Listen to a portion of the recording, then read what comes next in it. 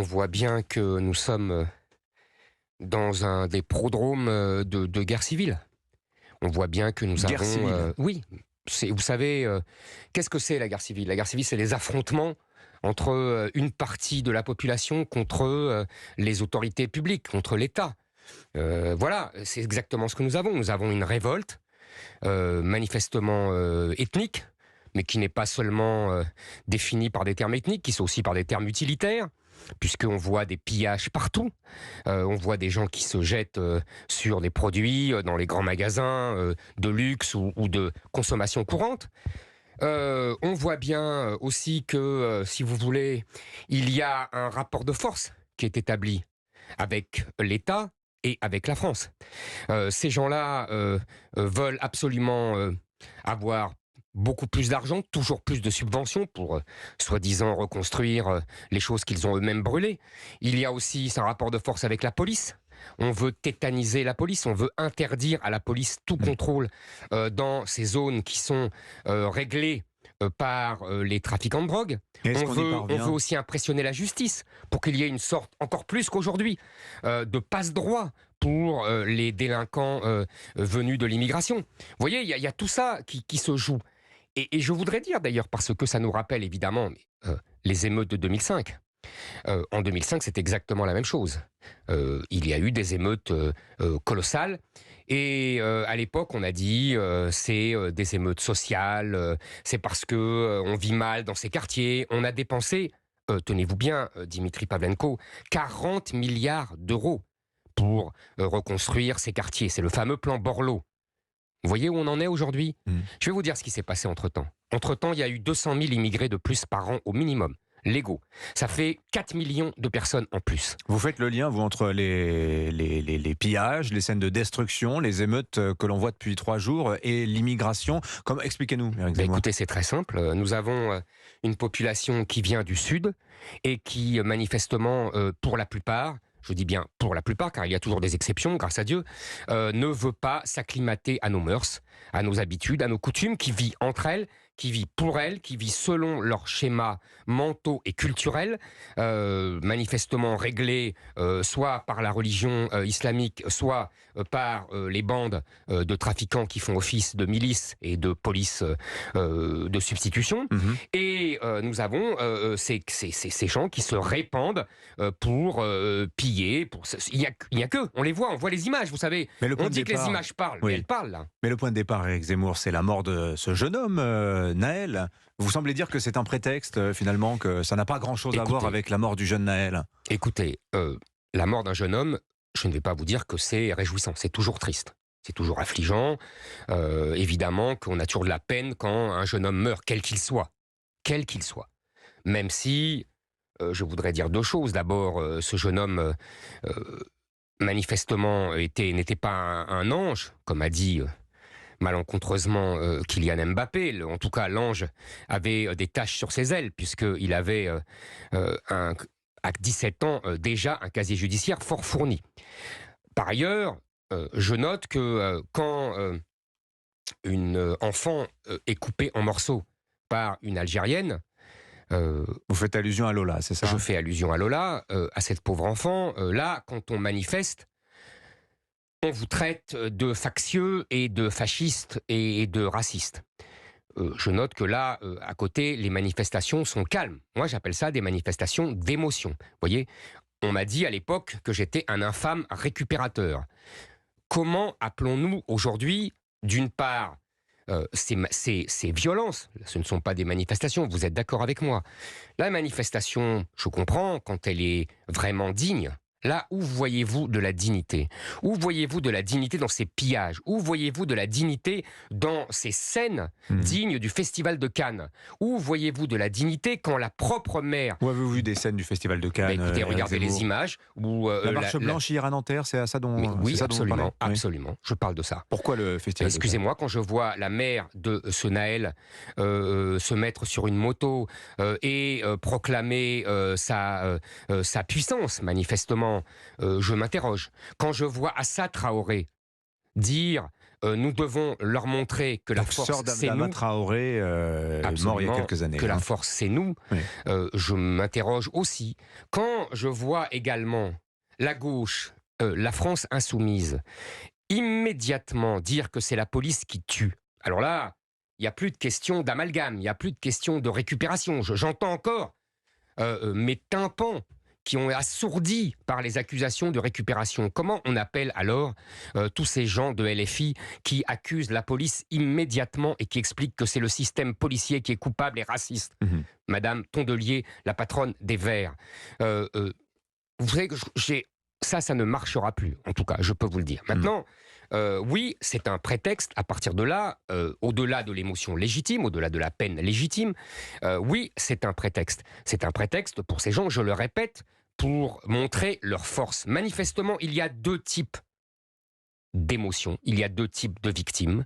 Il y a des gens qui, effectivement, quand c'est la petite Lola ou quand c'est d'autres victimes innocentes qui sont peinées et qui ne font pas de cette peine un rapport de force politique. Et puis, il y a d'autres qui font de cette peine, en tout cas que j'imaginais, un rapport de force politique, une occasion de pillage et surtout une occasion de montrer leur force. Mais je voudrais dire, Dimitri Pavlenko, oui, qu'on a évoqué les émeutes de 2005. C'est beaucoup plus grave qu'en 2005. Pourquoi c'est plus grave? Je vais vous dire pourquoi. D'abord parce que vous aurez remarqué qu'à l'époque, on avait utilisé 10 à 12 000 policiers, et que là, aujourd'hui, on en a utilisé 40 000. Vous m'entendez? Oui. 40 000. Ben c'est bon signe, on est monté en puissance, ça signifie. On est monté en puissance, mais vous voyez que ça ne suffit pas. Oui. Enfin, ça, on le verra à l'issue du... Non, ça ne suffit pas, on voit bien que ça continue. Vous avez eu ces scènes de pillage énormes. Bon. Deuxièmement, c'est pire qu'en 2005. Vous pensez qu'aujourd'hui, les autorités, les forces de l'ordre sont dépassées par la situation, Éric Zemmour? Je pense qu'elles sont dépassées et qu'elles ont des ordres de ne pas aller au contact. Des ordres de ne pas aller au contact? Elles ont des ordres de ne pas aller au contact, oui. Mais dans je quel le but, sais. hein? C'est-à-dire qu'on a peur des réactions, on a peur qu'il y ait des morts, on a peur qu'il y ait des affrontements qui dégénèrent. Alors qu'aujourd'hui, vous voyez bien... De ce point de vue, c'est une réussite, il n'y a pas eu de mort. Hein, ah bah oui, c'est une réussite, mais c'est une réussite à quel prix? C'est-à-dire que c'est une réussite alors que l'État cède, l'État se couche. L'État s'est couché deux fois. L'État s'est couché une première fois quand M. Macron a parlé de gestes inexplicables et inqualifiables et injustifiables de la part du policier, alors même que la justice n'avait pas tranché. Je rappelle que quand M. Hanouna, pour la mort de la petite Lola, avait dit qu'il fallait une justice expéditive, M. Dupond-Moretti était monté sur ses grands chevaux, il lui avait fait une leçon de justice. J'attends qu'il fasse de même au président de la République. Deuxièmement, l'État se couche cette fois-ci parce que devant ces émeutes raciales, la police a ordre de reculer. Et je dirais c'est pire qu'en 2005 pour une deuxième raison. Car en 2005, c'était uniquement les banlieues qui étaient touchées. Là, toute la France est touchée. De Paris, vous avez ces scènes de pillage dans les forums des Halles, jusqu'aux petites villes moyennes qui sont touchées. Et pourquoi sont-elles touchées, cher Dimitri Pavlenko? Je vais vous dire pourquoi. Répondre, oui. Oui. Parce que depuis 20 ans, on a réparti les immigrés. C'est la politique de répartition des immigrés dans la France entière qui fait que tous les Français sont touchés aujourd'hui par ces émeutes. Tous les Français voient ce que c'est que le produit d'une immigration folle depuis 40 ans. Et vous savez, comment vous dire ça? Je me dis, je pense que les Français comprennent mieux pourquoi je me suis lancé l'année dernière dans la bataille présidentielle. Éric Zemmour, vous êtes l'invité d'Europe 1 ce matin, président du parti Reconquête. Vous avez adressé un message de soutien aux forces de l'ordre, et je vous cite, la force de l'ordre lâchée par tous ceux dont elles attendaient légitimement le soutien. De qui parlez-vous, Éric Zemmour? Mais je le dis dans mon message, je parle du président de la République, je viens de le dire. Vous l'avez accusé d'avoir choisi sa France, Emmanuel Macron. Mais vous savez... Qu'est-ce que ça veut dire? Non, mais je vais vous expliquer. Oui. Vous savez, en histoire, c'est très intéressant parce qu'il y a des moments comme ça où tout conjugue. On a connu ça avant la Révolution, on a connu ça dans d'autres périodes de notre histoire. Et là, on voit dans la même semaine, le président de la République voyager à Marseille, dire son amour pour cette ville qui n'est plus vraiment française, en tout cas qui est en France, mais avec une population qui est de moins en moins française. Et dans la même semaine, on voit ces émeutes proliférer et et devenir gravissime. Coïncidence, Je dis c'est une que ce coïncidence. n'est pas une coïncidence, justement. C'est ça que j'essaye de vous faire comprendre. Il n'y a pas de coïncidence. Voilà. Il y a effectivement des moments dans l'histoire qui sont décisifs, qui sont des tournants. Et là, Emmanuel Macron est pris à revers. Vous voyez, il est pris à revers. Il avait dit à Marseille lors de sa campagne présidentielle de 2017, je vous rappelle, qu'il n'y avait pas de culture française. C'est à Marseille qu'il dit tout ça. C'est à Marseille qu'il fait c'est une déclaration d'amour à cette France multiculturaliste et venue du monde entier, où il admire les Sénégalais, les Maliens, les Algériens, etc. Et ben Mais voilà, c'est une opposition aujourd'hui, idéologique cette très forte France- avec vous, ça. Comment ? C'est une opposition idéologique très forte et totale, même on peut dire, avec vous. C'est une opposition idéologique totale. C'est-à-dire que M. Macron pense que les individus et les êtres humains ne sont que des consommateurs et des producteurs. Moi, je pense qu'au contraire, ils ont des racines, ils ont une culture. Et je vous le dis, Dimitri Pavenko, car vous m'avez interrompu tout à l'heure, c'est pour cette raison que je me suis engagé lors de la campagne présidentielle il y a maintenant 2 ans. C'est pour cette raison que j'ai fait de cet axe de l'immigration et du grand remplacement mon axe de campagne. C'est pour ça que j'ai donné des solutions, parce qu'il faut arrêter ce flux migratoire. C'est ça la solution d'origine, la mère de toutes les batailles. C'est pour cela, on m'a dit que ce n'était pas un sujet essentiel, on m'a dit que le pouvoir d'achat était beaucoup plus important. Toute la classe politique et médiatique me l'a dit. Je dis bien toute la classe politique. Mais On Éric voit le Zemmour, résultat aujourd'hui. c'est facile de votre position de condamner comme ça tout le monde. Vous, au pouvoir, vous auriez fait quoi dans une telle situation? Qu'auriez-vous fait? Qu'auriez-vous dit? D'abord, j'ai demandé l'état d'urgence tout de suite. Je pense que c'est le minimum. Vous Je avez vous le entendu, répète. beaucoup de policiers disent que ça n'aurait servi à rien. L'état d'urgence, c'est pour les gens qui respectent la loi. Non, mais pourquoi on l'a fait dans les émeutes de 2005? Ça n'a pas été inutile. Et sinon, on monte en grade. Vous savez, après l'état d'urgence, il y a l'état de siège. Après l'état de siège, il y a l'article 16, où le président prend tous les pouvoirs. Ça existe, le général de Gaulle l'a fait. Deuxièmement, il faut une répression féroce. C'est la répression qui fait peur. La France est le seul pays, parce que vous avez parlé de l'origine, la France est le seul pays où l'on croit que Mais foncer vous sur un assumeriez des policier, morts? on ne risque rien. Comment? Éric Zemmour, vous assumeriez des morts? Attendez. Écoutez, Dimitri Avec le Pavenko, risque de je riposte pense et que des nous policiers allons- meurent en face? Je pense que nous allons, je le répète, nous sommes dans les prodromes d'une guerre civile. Ça se voit. C'est une guerre ethnique. On le voit bien, c'est une guerre raciale. On voit bien les forces en présence. Je pense effectivement qu'il faut quelqu'un de déterminé et de ferme. Mais ce scénario terrifie les Français, Éric Zemmour. Mais ils l'ont. Pardonnez-moi, je ne suis pas au pouvoir. Bon. Moi, si j'avais été au pouvoir, j'aurais d'abord arrêté l'immigration.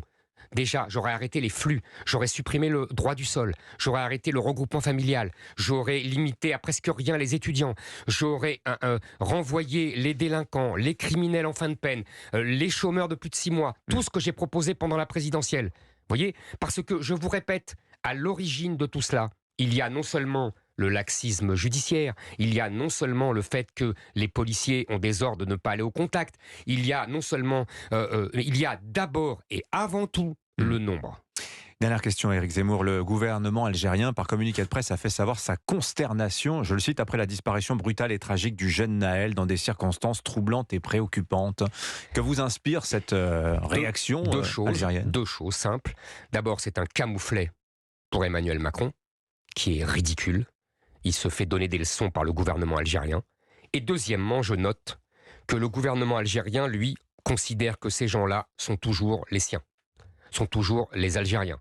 Comme d'ailleurs beaucoup d'Algériens qui vivent en France, ou de Marocains, ou de Tunisiens, qui se considèrent, qu'ils aient la nationalité française ou pas, toujours comme des Algériens ou des Marocains. Cela devrait nous faire réfléchir. Merci beaucoup, Éric Zemmour. Le président de Reconquête était ce matin l'invité d'Europe 1. Je vous souhaite une excellente journée.